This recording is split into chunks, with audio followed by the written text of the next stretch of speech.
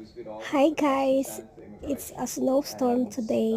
It's really bad weather. It's so much snow. I'm so lazy to get out of the house.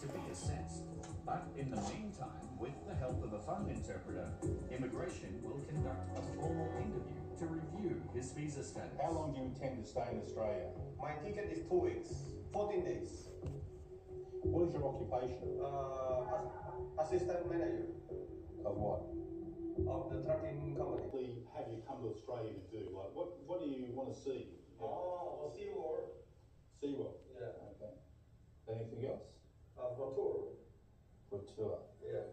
Did you book the tour? Have you got a tour? No, I booked in the city. So you have not booked yet? I booked the hotel. You booked the hotel yet? After your first night in... Is a concern, but not as much as the earlier admission that he made to Customs and Border Protection. He sent a package to Australia weighing 800 grams to the hotel that he was staying at. Now, when Customs puts in why was that package sent, he claimed that it was too heavy to carry. So, very...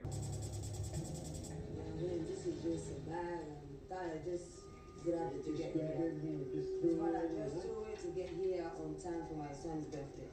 This woman claims she missed